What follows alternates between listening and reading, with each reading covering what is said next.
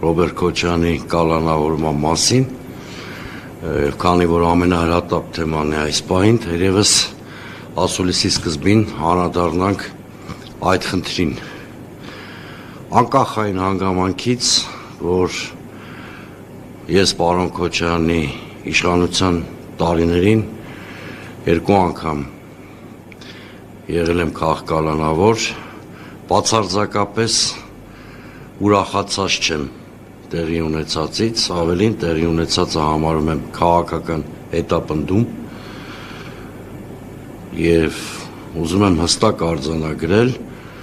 որ ես երբեք քինախնդրությամբ ապրող մարդ չեմ, որևէ անձնական խնդիր չունեմ Ռոբերտ Քոչարյանի հետ և այս պահին ուզում եմ իմ և մեր կուսակցության զորակցությունը հայտնեմ Ռոբերտ Քոչարյանի ընտանիքին և թիմակիցներին։ Ինչու եմ ասում քաղաքական հետապնդում է, որտեղ այս գործը որևէ կապ չունի արդարադատության և օրինականության վերականգնման հետ։ Ակնհայտորեն ընտրվել է թիրախավորման հստակ պահ, ժամանակ, այսինքն տպավորությունը փաստերի մասին են խոսում, որ 8 տարի պիտի իշխանության համար ակնհայտ լիներ, 8 տարի այս մարդիկ իշխանության են։ Այսինքն բոլոր ընդդիմադիրների վրա տպավորությունա, որ հավաքել են դոսիեներ, պապկաներ եւ ըստ անհրաժեշտության, երբ որ մարդուն հետապնդելու խնդիրը առաջանում, միանգամից այդ դոսիեները շատ արագ դնում են շրջանառության մեջ եւ անում են այն ինչ որ անում են։ Սա մեկ։ Երկրորդը ես միշտ ու սկզբունքորեն դեմ եմ եղել նախկին նախագահների կամ ղեկավարների կալանավորմանը, եթե դրա համար շատ ծանրակշիռ հիմքեր չկան, որովհետև դա խաթարում է պետության բնականանությունը, խաթարում է ինստիտուցիոնալ ժառանգականության սկզբունքը, չի կարելի ձևավորել անտագոնիստական մի մոդել, որ ցանկացած եկող իշխանություն սկսի անցյալով զբաղվել, առանց կենտրոնանալու այն մարտահրավերների առաջ, որ գոյություն ունեն։ Երրորդը բացարձակապես անընդունելի է մի նոր գործելավոճ հաշվի չեն առնում ոչ մարդու առողջական վիճակը, մարդը ընդամենը 2 շաբաթ առաջ սրտի վիրահատություն է տարել եւ բացարձակապես ոչ հումանիստական մոտեցումը, առավել եւս ոչ հումանիստական մոտեցումը ընտանիքներով կալանքի տանել է, նոր պրակտիկա է Հայաստանում, սենց բան չի եղել։ Կալանավորում են որդուն, հետո իրան, այս գործով մի այլ ընտանիք կա 4 հոգանոց, ամբողջ ընտանիքով կալանավորված են, դա բացարձակապես անհասկանալի եւ անկալելի երևույթ է, ամենայն դեպս ես չեմ կարողանում ընկալել։ Կալանքը չի կարելի պատիժ սարքել։ Կալանքը ընդհանրապես խափանման միջոց է, որը պիտի ապահովի նախաքննության գաղտնիությունը։ Եթե մարդիկ չեն խոչընդոտում նախաքննությանը, չեն թաքնվում, չեն փախչում, ինչի համար է այս կալանքը, ոչ միայն արդեն այս գործով եմ ասում, այլ առհասարակ։ Ես ուզում եմ իմ կարծիքով 3 պատճառ ասել, որոնք ընկած են այս ամբողջ ռեպրեսիաների, արդեն ընդհանուր եմ խոսում, ոչ միայն Ռոբերտ Քոչարյանի գործի մասին հիմքում։ 3 պատճառ կա իմ կարծիքով։ Նախ ուզում եմ հիշեցնել, որ ռեպրեսիաները սկսվել են 1 տարի առաջ, 1 տարի 3 ամիս առաջ, տոտալ ռեպրեսիաները, երբ որ սկսվեց հակաեկեղեցական կամպանիան, հետո Սամվել Կարապետյանի գործ, հետո Սրբազան պայքար, արդարների գործը, հետո նաև Միքայել Սրբազանի թիրախավորումը, հետո լրագրողների թիրախավորում, կալանավորում, հետո դրա հավաքվելով, այսպես ծավալվելով, հետո դարձավ պարոն Ծառուկյանի այդ խայտառակ կալանավորումը օրենքի եւ բարոյականության բոլոր նորմերի խախտումներով ու շարունակվում է այդ process-ը։ Հիմա այս պահին ունենք 3 առանցքային ընդդիմադիր ուժերի 2 կալանավորված առաջնորդ, Գագիկ Ծառուկյան եւ Ռոբերտ Քոչարյան, եւ մեկ այլ առաջնորդ Սամվել Կարապետյան, որ էլի կալանքի տակ, ուղղակի տնային կալանքի տակ է։ Դա էլ է կալանքի ռեժիմ։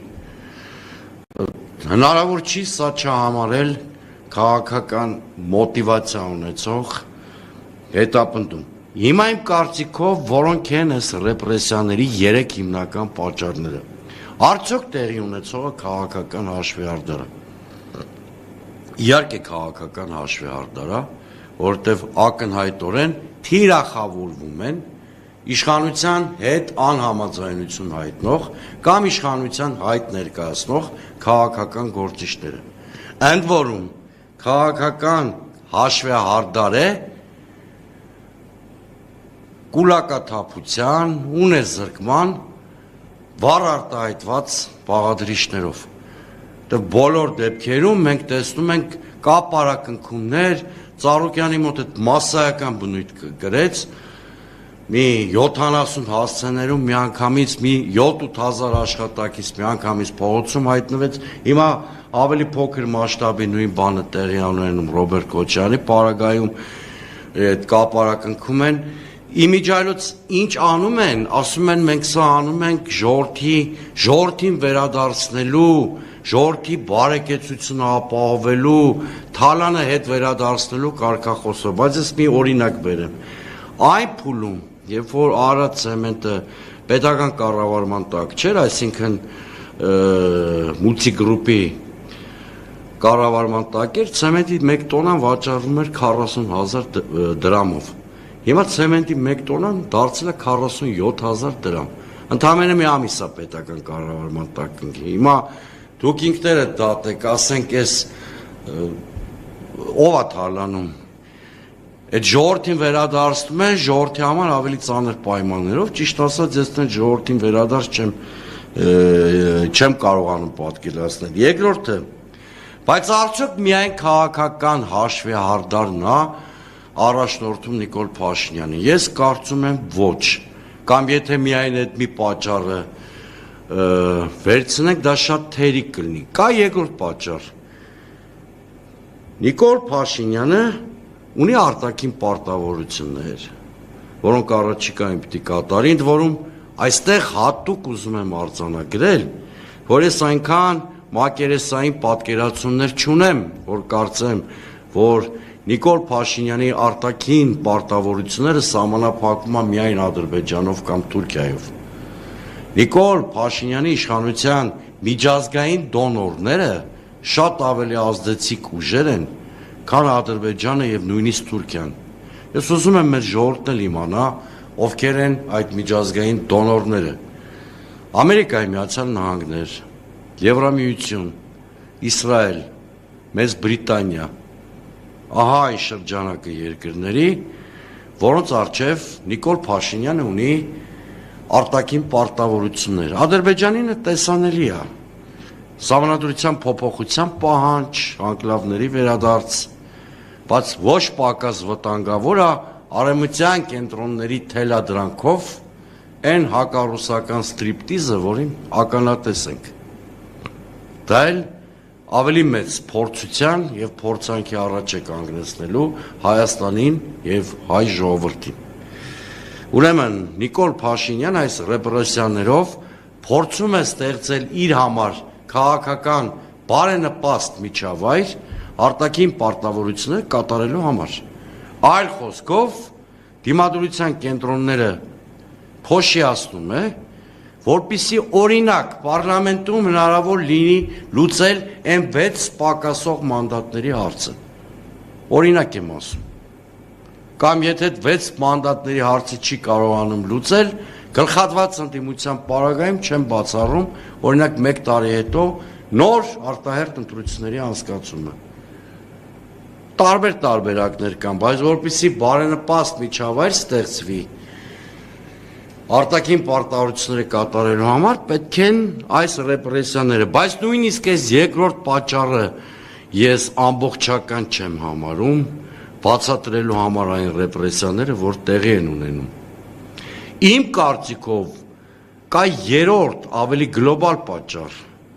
եւ այդ երրորդ պատճառը ավելի երկարաժամկետ նշանակություն ունի, քան առաջին երկուսը։ Ես տեղի ունեցող ռեպրեսիաները բացատրում եմ Հայաստանի ստրատեգիական կուրսի փոփոխությամբ։ Ակնհայտորեն Հայաստանը դուրս է բերվում ռուսական ուղեծրից, այսինքն վերանայվում են հայ-ռուսական ռազմավարական հարաբերությունները, իսկ այդ ռազմավարական հարաբերությունները միայն միջպետական հարաբերություններով պայմանավորված չեն եղել։ Դա քաղաքական, տնտեսական, անվտանգային, սոցիալական, հանրային, մշակութային հարաբերությունների մի ամբողջ համակարգ է եղել իր ինստիտուտներով։ Հենց այդ միջավայրն է ոչնչացնում Նիկոլ Փաշինյանը։ Այսինքն երկրի ստրատեգիական կուրսի փոփոխությունը անխուսափելիորեն փոխելու է նաև երկրի ներքին կառուցվածքը եւ այն համակարգը, որը տարիներ շարունակ սպասարկել է հայ-ռուսական ռազմավարական համագործակցությունը, հիմա պետք է զոհկացվի։ Ինչին մենք ականատես ենք լինում։ Ըստ այդմ սպասեք, որ շատ մոտ ապագայում Նիկոլ Փաշինյանը ձևավորելու է իրեն հաճո ինստիտուտներ, օլիգարխիատ համակարգ, որը արդեն սպասարկելու է իշխանության նոր ստրատեգիական կուրսը դրանից բխող ինստիտուտներով։ Ես ուզում եմ բոլորիդ ուշադրությունը մի կարևոր հանգամանքի վրա սևեռեմ։ Տեսեք, Հայաստանում թիրախավորվում են խոշոր կապիտալի հայ ազգի ամենահայտնի ներկայացուցիչները՝ Գագիկ Ծառուկյան, Սամվել Կարապետյան, չէ՞, նրանք ամենամեծ ազգային կապիտալի ամենաակնառու ներկայացուցիչներն են, կարծում եմ, այստեղ վիճելու բան չկա։ Եվ զուգահեռաբար, այս մարդկանց թիրախավորմանը զուգահեռաբար ով է հայտնվում մեր լրահոսում։ 6 ամիս, 3 ամիս առաջ դուք Սոկոլով ազգանունը գիտեիք։ Հիմա Սոկոլով կա, թրիպ ընկերության տնօրեն, որը պարզվում է նաև Թեղուտի սեփականատերն է, որը պարզվում է նաև Վիվասելի սեփականատերն է։ Այսինքն կամաց ձևավորվում է այս իշխանության շուրջ բիզնես նոր միջավայր։ Հիմա նոր խաղացողներ էլ կհայտնվեն, այսինքն ազգային կապիտալը դուրս է մղվում, դրա տեղում հայտնվում են աշխարհաքաղաքական այլ հետաքրքրություններ ունեցող խաղացողներ։ Սոկոլովը ճիշտ է ծնվել է Սանկտ Պետերբուրգում, բայց ազգությամբ հրեա է, ներկայումս Միացյալ Նահանգների քաղաքացի է եւ Թրամփի անմիջական շրջապատի ներկայացուցիչ։ Իսկն շատ ինձ թվում է, այս մի օրինակով շատ պարզ տեսանելի է Հայաստանում ինչա կատարվում։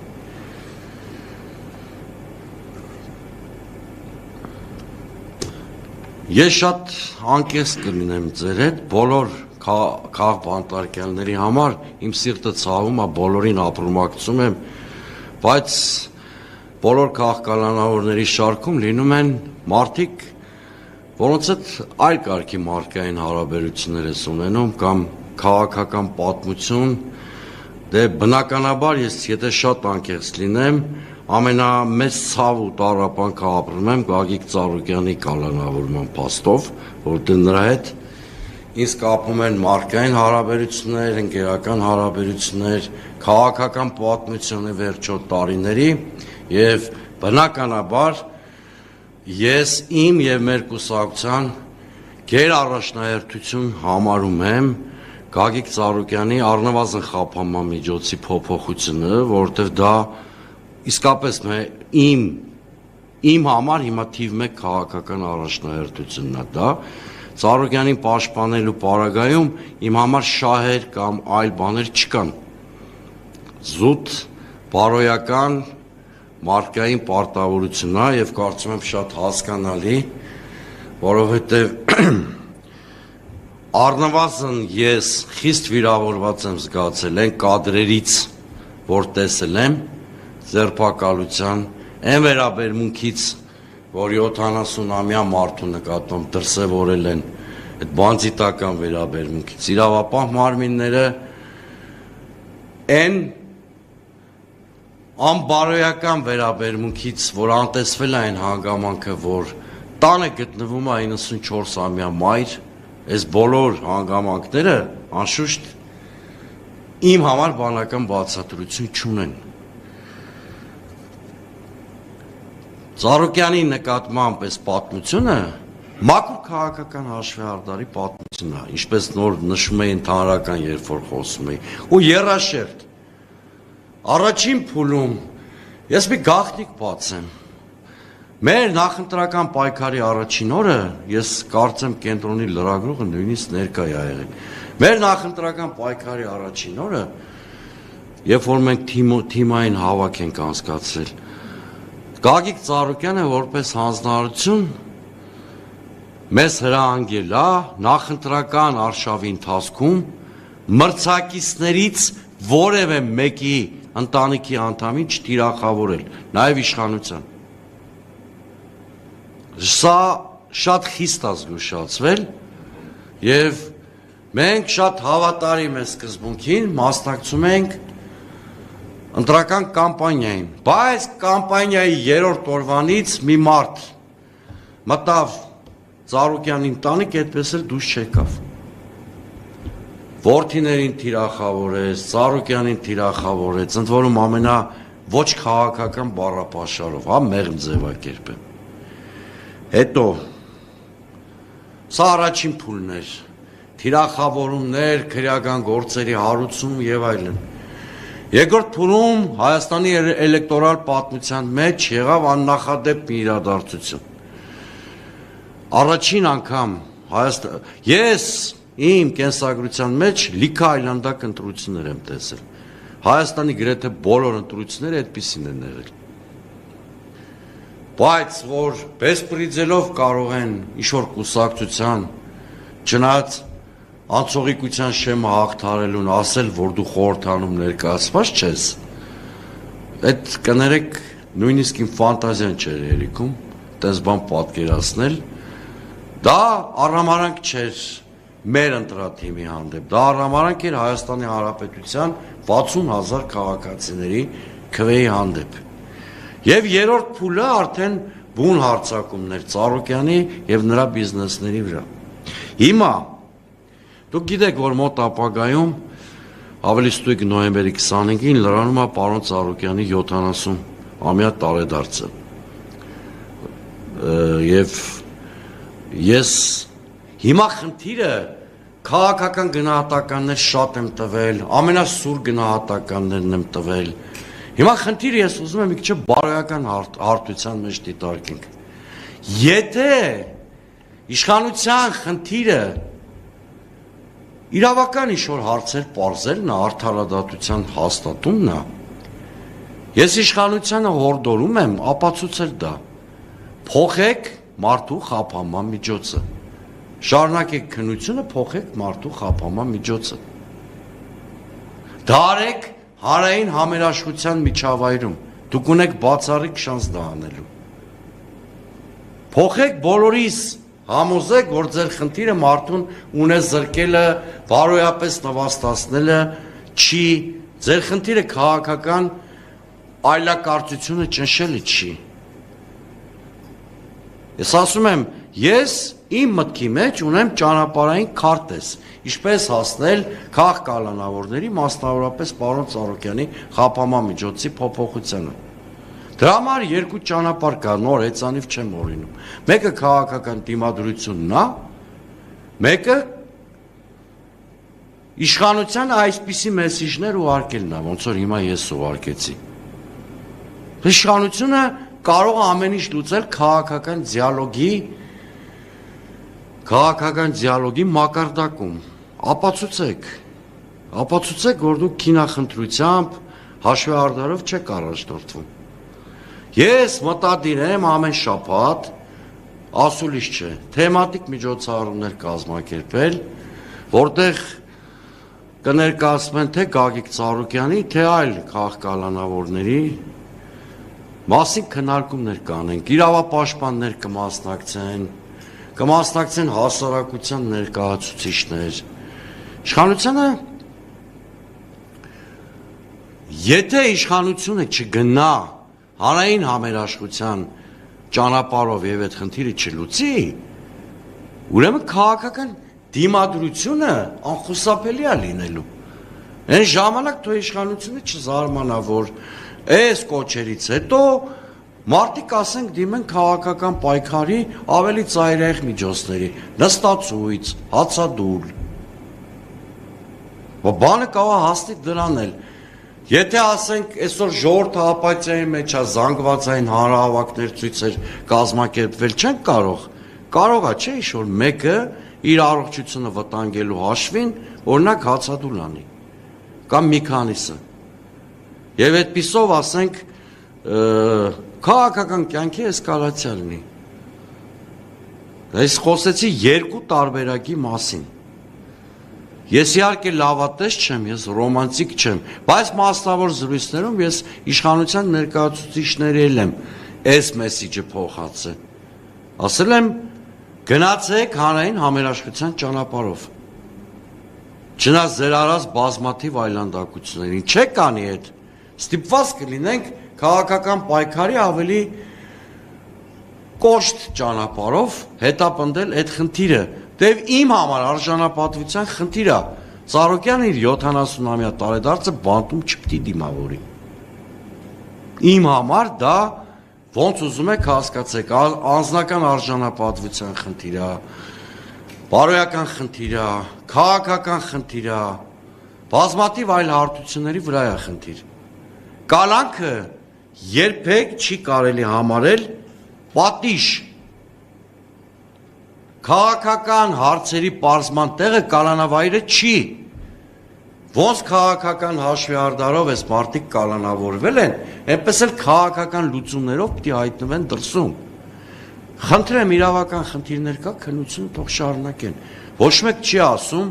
իրավունքը անտեսեք, արդարադատությունը անտեսեք եւ այլն եւ այլն։ Բայց Մինտրո արդարադատությունը սարքեք քաղաքական քինախնդրության եւ հաշվեհարդարի գործիք։ Այսպես շարունակելու դեպքում Նիկոլ Փաշինյանը վերջնականապես կործանում է այն կամուրջը, որով պիտի հետ վերադառնա։ Որովհետեւ այն փոսը, որ փորում ես ուրիշների համար, կարող է մի օր դառնալ քո քաղաքական գահավիժման խորհրդանիշը։ Սա աքսիոմատիկ ճշմարտություն է բոլոր մարդկանց համար, որոնց թվացել է իրենց իշխանությունը հավերժ է, եւ իրենք կարող են հավերժ, ասենք, հրամաններ տալ ազգային անվտանգության ծառայությանը, ոստիկանությանը, դատախազությանը, իրավապահ մարմիններին եւ այլն։ Ես ուզում եք որ չերկարացնեմ կառավարության ծրագրի մասին էլ ասելիք ունեի, կարող է այդ մասին հարցեր են չենք պատասխանել։ Այո։ Պարոն թվարկեցի խնդիրները կառավարության դեպքում լուծում են առաջարկեցի։ Ամեն դեպքում խնդիրն ավելի խորհրդային է ռեպրեսիաների շփման բացել որոշ համերաշխության ճանապարհով դժվար թե լուծվի հաշվառելով իշխանությունների 8 տարվա այս գործունեությունը։ Այլ պարագայում ինչ է կարծում, ինչպես է հնարավոր ապահովել քաղաքական ընդդիմադիր ուժերի կոնսոլիդացիա եւ հանրային կոնսոլիդացիա իշխանապողության օրակարգի շուրջ, եթե դա այսպես ընդդիմություններով չստացվեց,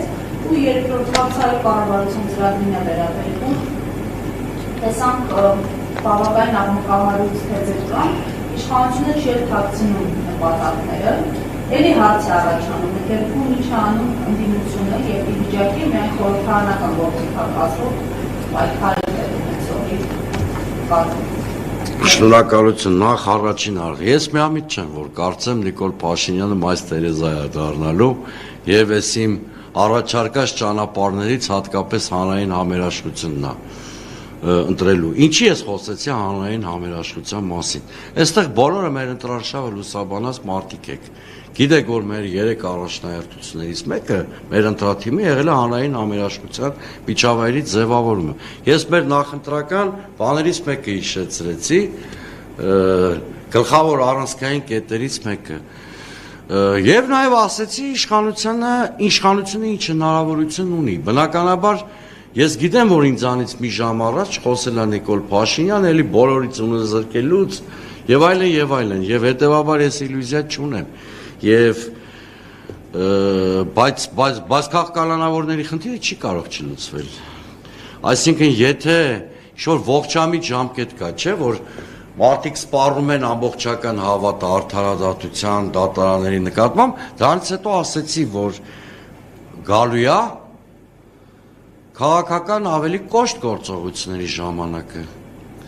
Ես օրինակ մեկ ամիս իմ մտերիմները գիտեն, կուսակցական ընկերներս, ընտանիքի անդամներս։ Ես օրինակ մեկ ամիս առաջ դերևս հնարավոր ու անհրաժեշտ է համարում հացադուլ հայտարարելը հանրային ճանաչված գործիչների եւ դրանով հասարակական ինչ-որ կոնսոլիդացիա ապահովելը։ Հենց քաղաքականավորների խնդրի համար։ Իսկ ես իշխանությունը ուղղակի հորդոր արեցի, լավատես չլինելով, միանգամից ասեմ, գիտեք, ես իլյուզիաներով չեմ տառապում եւ իշխանության ամենակոշտ քննադատներից մեկն եմ։ Ես ընդհանրապես իշխանությանը հորդորեցի նոր բաժանարար գծեր երկրում չգծել, հակառակ պարագայում քաղաքականավորների պաշտպանության հարցը ավելի սրվելու է եւ տեղի կունենան նաեւ կոշտ քաղաքական ակցիաներ։ Ի վերջո իշխանության ռեպրեսիվ մեքենան անսպառ չի իր կարողություններով։ Անսպառ չի, այդ մի քիչ անկեղծ ասած գերագնահատել են իշխանությունները իրանց ուժային պոտենցիալը։ Ի վերջո ցանկացած նոր քաղաքականավորի հետ հասարակության մի հատ խումբ էլ է ավելանում, դժգոհողների մի խումբ էլ է ավելանում։ Մյուս հարցը ձեր շատ ավելի սկզբունքային է։ Ինչի մասին է կառավարության ծրագիրը 2026-31 թվականների ծրագիրը։ Հա, բայց միջև այդ անդրադառնալուն ես մի հարցի էլ շատ հակիրճ անդրադառնամ։ Քաղաքականավորների ազատ արձակման հարցում շատ հարգարժան գործընկերներ երբեմն շեշտ են դնում հանրային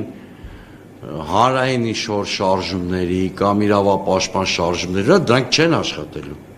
Որտեվ եթե մենք ֆիքսում ենք, որ սա քաղաքական հաշվեհարդար է, լուծումներն էլ պետք է փնտրել քաղաքական դաշտում։ Հիմա ձեզ թվում է ինչ-որ իրավապաշտպան, ձեզ պիտի լուսավորի, որ իրավունքի բոլոր նորմերը խախտվել են։ Իրավապաշտպանը ինչ անի։ Ունենք շատ պրոֆեսիոնալ փաստաբաններ, այդ մարդիկ ինչ անեն։ Հո իրավունքի մասին չի։ Այդ ակցենտը ես դրա վրա էի դրել ու կարծում եմ սա շատ հիմնավոր թեզ է։ Հիմա կամ ձեր այն մյուս հարցին, որը շատ ավելի լուրջ հարց է։ Կառավարության 2026-31 թվականների ծրագիրը 85 էջանոց այդ փաստաթուղթը մեր հասարակության մեծ մասը չի պատկերացնում այդ փաստաթղթի շրջադարձային նշանակությունը։ Շրջադարձային այս դեպքում ասում եմ բառից բացասական իմաստով, որովհետև շրջադարձը միայն դրական չի լինում։ Այդ ծրագիրը մանավանդ դրա անվտանգություն եւ արտաքին քաղաքականություն բաժինը երկրի ստրատեգիական կուրսը փոխելու մասին է։ 2021 թվականին օրինակ ռազմավարական դաշինք էր ձևակերպվում հայ-ռուսական հարաբերությունները ծրագրով կառավարության։ Խոսվում էր ՀԱՊԿ-ի մասին, անվտանգության այլ բաղադրիչների մասին, 102-րդ ռազմաբազա, երկկողմ եւ բազմակողմ պաշտպանական եւ այլն եւ այլն։ Այս ծրագրում չկա նման բան։ Գիտեք Ռուսաստանը որերորդ տեղում է։ 8-րդ։ Արտաքին գործընկերները, որ նշված են այդ ծրագրում, Ռուսաստանը հայտնվել է 8-րդ տեղում։ Առաջին տեղում մեր հարևաններն են, հետո Միացյալ Նահանգներ, Ֆրանսիա, հետո նոր Ռուսաստանը։ Այսինքն Ռուսաստանի հետ հարաբերությունները այլևս ռազմավարական դաշնակցային չեն համարվում, գործընկերային են համարվում։ Ռուսաստանը իր մեղքի բաժինը չունի։ Իհարկե ունի, բայց մենք մինչև մեղավոր պարզենք, ասիմետրիկ են հայ-ռուսական հարաբերությունները։ Այդ զրույցը մեզ ձեռնտու չի, որտեղ ասիմետրիկ հարաբերություններում ճգնաժամի հետևանքով թույլ երկիրն է տուժում, ոչ թե ուժը։ Այդ զրույցը մեզ բացարձակապես ձեռնտու չի։ Հետո Ռուսաստանի իշխանության թերությունների կամ բացթողումների մասին թող իրանց հարկատուները խոսեն, իրենց քաղաքացիները։ Ես պարտավոր եմ խոսել Հայաստանի իշխանության ձախողումների կամ սխալ քաղաքականության մասին։ Հիմա տեսեք, Հայաստանը դուրս է բերվում ռուսական անվտանգային ուղեցրից։ Ուր է տարվում Հայաստանը։ Այդ նույն ծրագրում մենք կարդում ենք, որ Եվրամիությանը ինտեգրվելու ոչ մի չափելի ժամկետ, մեխանիզմ, կոնկրետություն գոյություն չունի, չկա, բա հարց է առաջանում, այդ մենք ՀԱՊԿ-ից ու ԵԱՏՄ-ից կամ ռուսական ինտեգրացիոն նախագծերից դուրս են գալիս, բա ուր են գնում, եթե արևմուտքի որևէ երաշխիքի մասին անվտանգային այդ փաստաթղթում չկա։ Մի նախադասություն օրինակ կա, ասում է սեփական միջավայրում առանց արտաքին միջամտության պետք է կարողանանք ապրել։ Ծրագրում նման ձևակերպում կա։ Կարող է տպավորություն առաջանալ, որ Հայաստանը մտադիր է դառնալ ոչ բլոկային երկիր։ Արդյոք աշխարհում կան ոչ բլոկային երկրներ, որոնք անվտանգ են ու բարեկեցիկ են, իհարկե կան, օրինակ Շվեյցարիան։ Արդյոք Հայաստանը կարող է ոչ բլոկային երկիր լինել ու լինել անվտանգ եւ բարեկեցիկ։ Պատասխանը միանշանակ է, իհարկե ոչ։ Ոչ թե որովհետեւ ես նման ցանկություն չունեմ, որտեվ Հայաստանը չունի նման հնարավորություններ։ Ոչ բլոկային երկիր լինելու համար դու պետք է ունենաս տնտեսական եւ ռազմական ինքնաբավություն, ինչը Հայաստանը չունի, երկրորդը տարածաշրջանային ուժերի կառավարելու բալանս, մեր ռեգիոնում դիսբալանս է եւ թույլ համակարգի դերում Հայաստանն է, եւ երրորդը պիտի ունենաս հարևաններ, որոնք ճանաչում են քո ինքնիշխանությունն ու շահերը։ Մեր առնվազն երկու հարևան մեր ինքնիշխանությունն ու շահերը չի ճանաչում։ Ամենայն դեպս տարածքային այս պարամետրերով։ Հետևաբար դու ոչ բլոկային երկիր դառնալ չես կարող։ Բայց այս ծրագրում տրված է նաև դրա պատասխանը։ Հայաստանի անվտանգության երաշխիքը համարվում հայ-թուրքական եւ հայ-ադրբեջանական հարաբերությունների նորմալացումը։ Արդյոք Հայաստանի անվտանգության տեսակետից պետքա ձգտել Ադրբեջանի ու Թուրքիայի հետ հարաբերությունների նորմալացման։ Միանշանակ։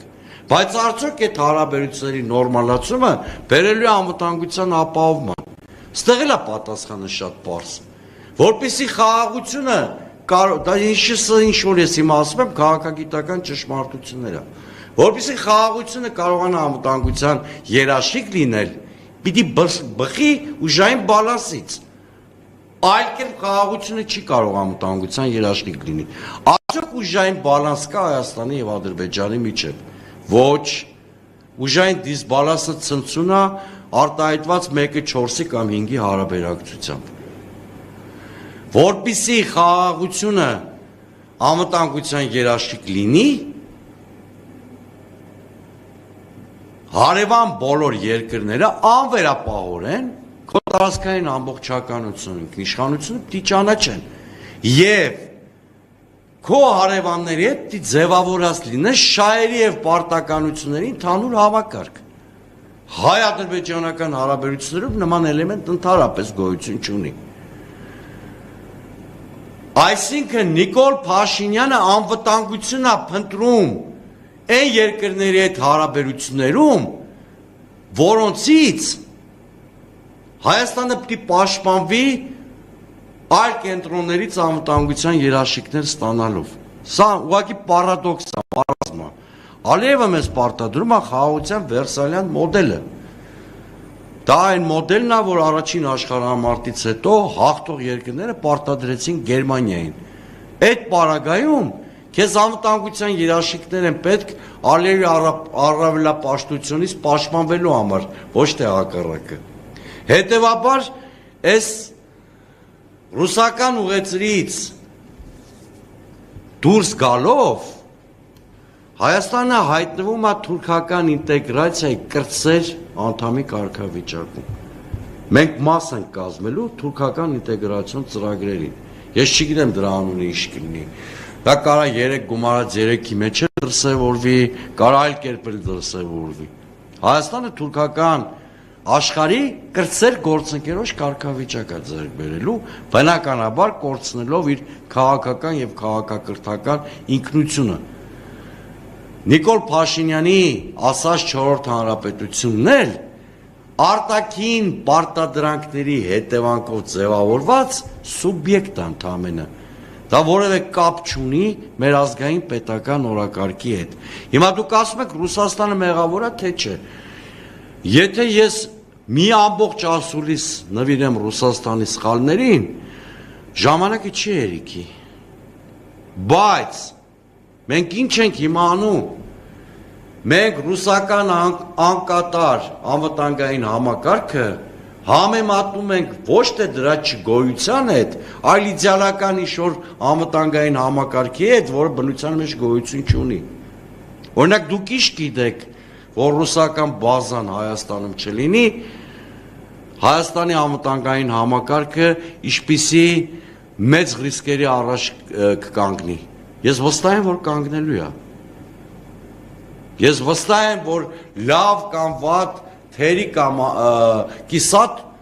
Ռուսաստանը կայունացնող նշանակություն ունի միջև հիմա էլ մեր երկրում այստեղ գործող ռազմաբազայով եւ մի շարք այլ կոմպոնենտներով։ Օրինակ, պատահական չի, որ Իրանի պատերազմի օրերին Իրանի բոլոր հարևանները թիրախավորվեցին բացի Հայաստանից։ Էլի բաներ կան։ Եվ բացի այդ, եթե Նիկոլ Փաշինյանը երկիրը ամբողջովին դարձնում է արևմուտքի գլոբալիստական կենտրոնների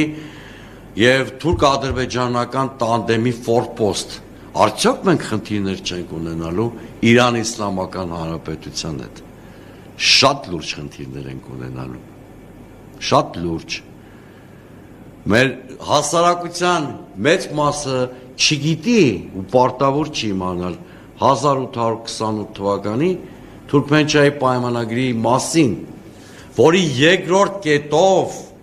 գծվել էր Ռուսաստանի եւ Իրանի նոր սահմանը, որը անցնում էր Արաքսով, կարծում եմ ծանոթ բան եմ ասում։ Այդ պայմանագրում շատ հստակ գրված է Ռուսաստանի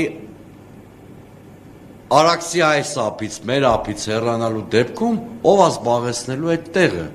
Իրանի Իսլամական Հանրապետությունը կամ այն ժամանակ Իրանը։ Ձեր կարծիքով Իրանը կամ Ռուսաստանը այդ պայմանագրի մասին մոռացել են։ Ոչ։ Անցած դեկտեմբերին Շոյգուն մեկնել էր Թեհրան Լարիջանի հետ հանդիպման, իր գործընկերոջ անվտանգության խորհրդի քարտուղարի։ Իրանց հանդիպման վերջում տարածվեց մի շատ կարճ հաղորդագրություն, որը մեր հասարակության մեծամասնությանը ոչինչ չի ասում։ Գրվեց երկու կողմերը վերահաստատել են իրենց լիակատար համերաշխությունը 1828 թվականի Թուրքմենչայի պայմանագրին։ Մենք ենք ինչ-որ բան մոռացել, իրանք հաստատ չեն մոռանում, որովհետև ինստիտուցիոնալ շատ մեծ հիշողություն ունեցող կայսրություններ են, թե Ռուսաստանը, թե Իրանը։ Այսինքն, երբ որ մենք միայն արևմտյան կամ թուրք-ադրբեջանական զամբյուղում ենք տեղավորում մեր բոլոր այդ ձվերը, հետևանքն են լինելու, որ Հայաստանը աշխարհաքաղաքական բախման կիզակետ է դառնալու։ Այն Իրանը, որը չի հանդուրժում ամերիկյան ներկայություն Պարսից ծոցում, եւ դա արտահայտված է Միացյալ Նահանգների եւ Իրանի Իսլամաբադում կնքված ժամանակավոր զինադադարի համաձայնագրում, հաստատ չի հանդուրժելու Միացյալ Նահանգների ինստիտուցիոնալ եւ երկարաժամկետ ներկայություն իր հյուսիսային սահմանին իր քթի տակ։ Հետևաբար այս քաղաքականությունը Հայաստանը տանում է ուկրաինացման մոդելով։ Պատահական չի, որ Նիկոլ Փաշինյանի քաղաքական ճակատագրով Նիկոլ Փաշինյանի հետ կապված Զելենսկին այս օրերին այդքան ոգևորվել է եւ ուղերձներ հասցեագրում Հայաստանին եւ հայ ժողովրդին։ Մենք պիտի հստակ որպես հասարակություն քաղաքական ուժեր ասենք, որ Հայաստանը Ուկրաինա դառնալու ռեսուրս չունի եւ Հայաստանը չպիտի դառնա Ուկրաինա 2։ Դրա հետևանքով մենք կորցնելու ենք մեր պետականությունը, ես ձեզ երաշխավորված ասում եմ։ Եթե մենք գնանք այն ճանապարհով, որ հիմա շարժվում ենք, մենք երանեք ենք տալու Ալեքսանդրապոլի պայմանագրով հաստատված ստատուս քվոյին, այն 12-13 հազար քառակուսի կիլոմետրանոց Հայաստանի։ Մի գերմանացի մտածող ասել էր, չէ, որ մենք չնայած ունենք շատ հարուստ քաղաքակրթություն եւ անցյալ, բայց Հայաստանից դժբախտաբար Ալեքսանդրապոլի մասին խոսելուց ասել էր, որ մնացել է միտեղ, որտեղ հայերը լողանում են եւ միտեղ, որտեղ աղոթում են։ Ես չեմ ուզում մեր երկիրը ունենա այդ ողբերգական հեռանկարը։ Հետևաբար ես նույնիսկ քաղաքականավորների մասին խոսելիս շատ կարևորեցի հենց ստրատեգիական կուրսի փոփոխությունը դա համարելով պատճառներից մեկը այս ռեպրեսիաների, որ Հայաստանում հիմա մոլեգնում է։ Խնդրեմ։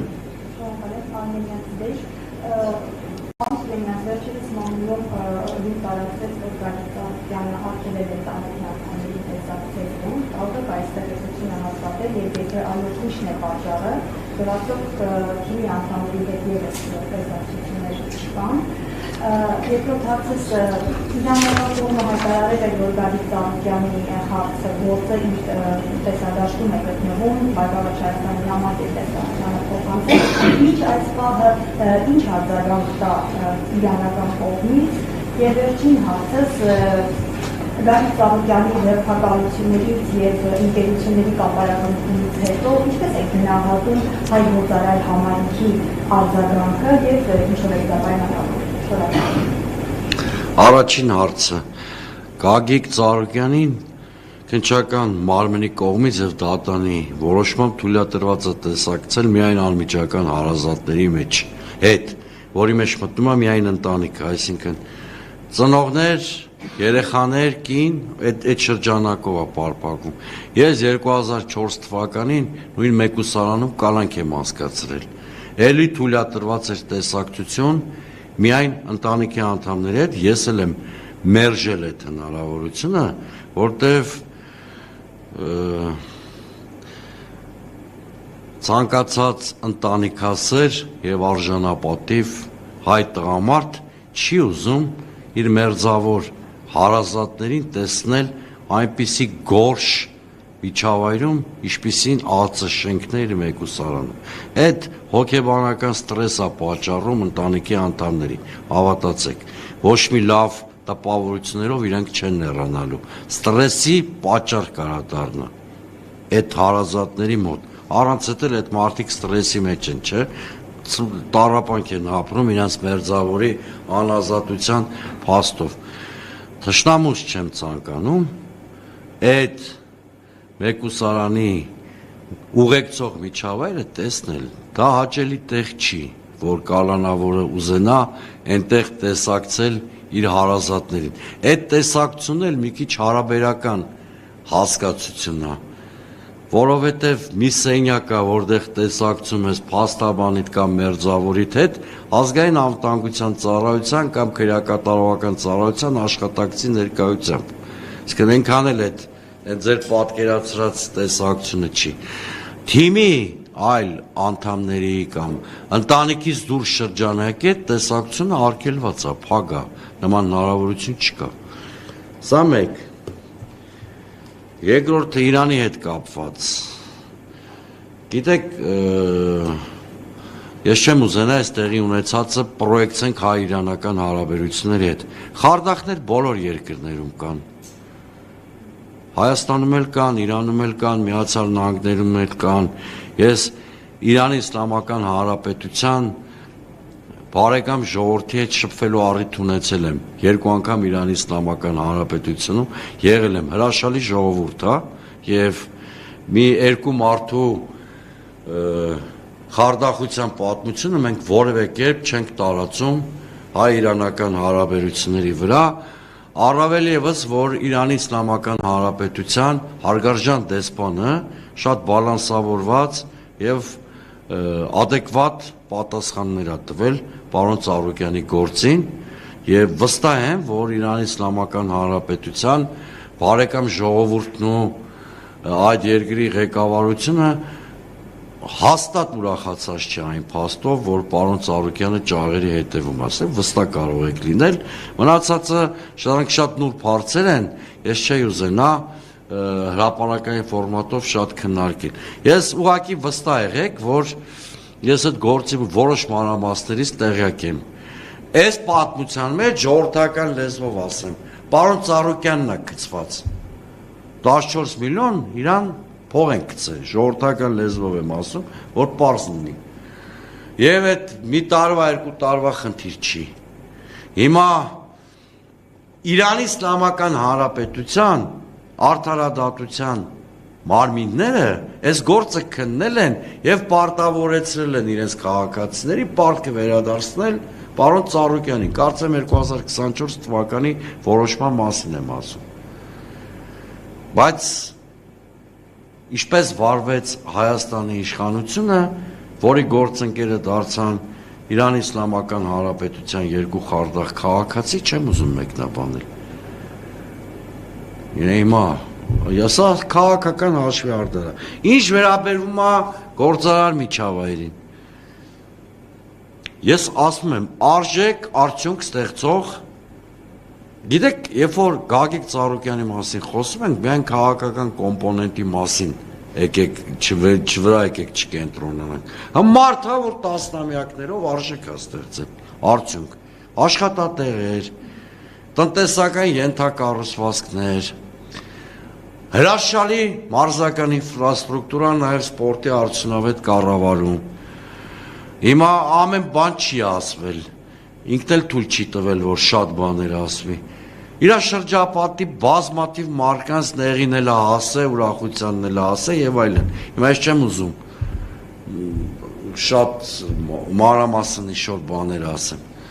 Հիմա դուք գործարար համայնքի տեղը մանավանդ օտարերկրյա ներդրողների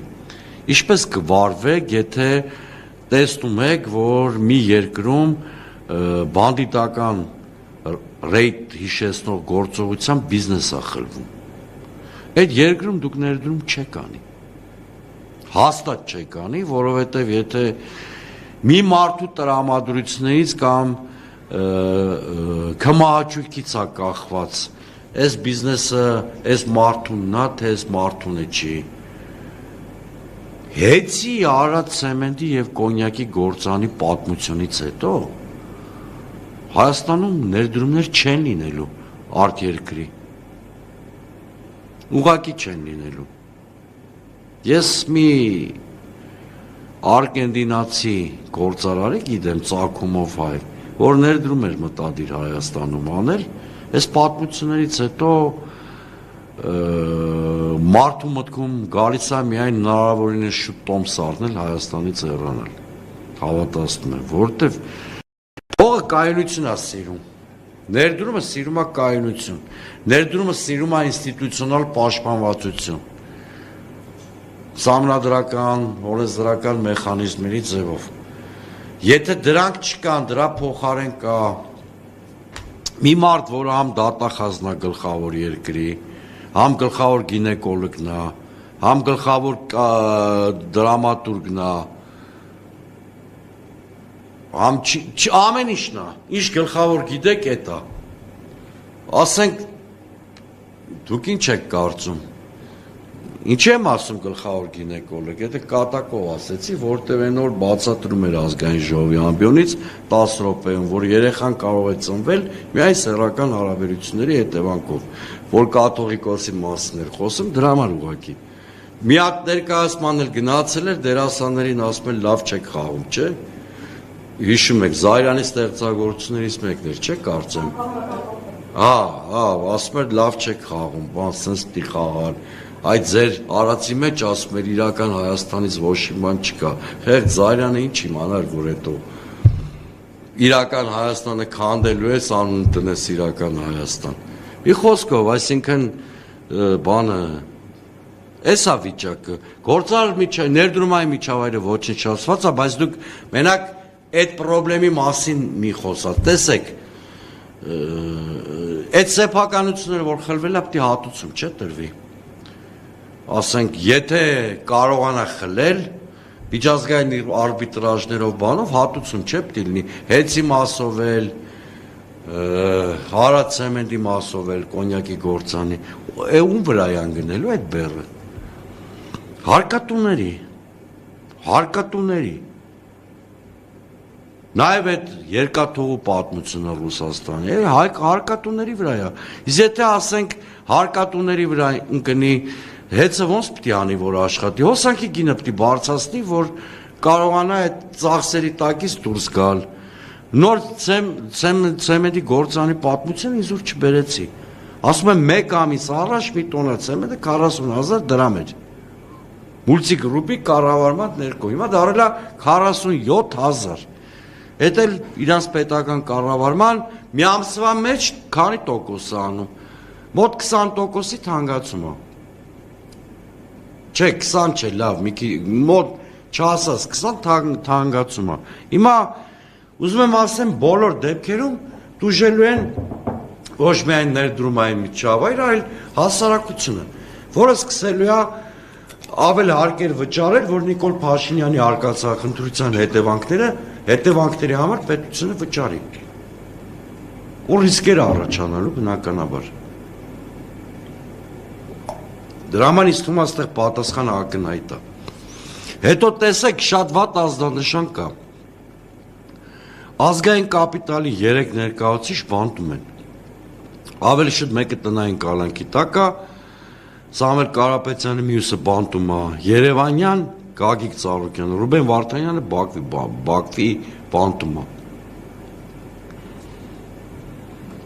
ինձ թվում է այս փաստը ավելի խոսուն է, քան իմ երկար մեկնաբանությունները, կա հարցեր, եթե չկա, ասուլիսը ավարտենք, էլի եւս մեկ անգամ ամուր զորակցություն եմ հայտնում բոլոր քաղաքականավորներին, իմ համար մերոնքական, ձերոնքական քաղաքականավոր չկա, բոլոր քաղաքական պատճառով ազատազրկվածները,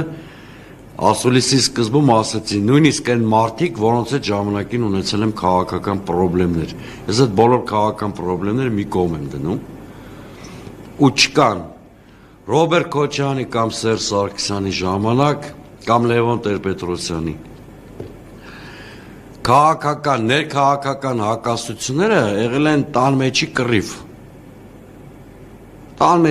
ա եղել, դրանք հանդուրժելի են, տանելու են, մեր տունն է, տան ներսում մենք կռիվ ենք արել, հիմա ինչ որ Հայաստանում կատարվում է, հարձակում է մեր տան վրա, տարբերությունը շատ մեծ է և շատ հստակ է, ես ևս մեկ անգամ ասուլիսի եզրափակչում ես ուզում եմ ասել, որ անձնական և քաղաքական որևէ խնդիր ես պահին չունեմ ոչ առաջին նախագահի հետ, ոչ երկրորդ նախագահի հետ, ոչ երրորդ նախագահի հետ, որովհետև անկախ նրանց քաղաքականության հետ ունեցած տարաձայնություններից նրանք մարմնավորում են Հայաստանի երրորդ հանրապետությունը,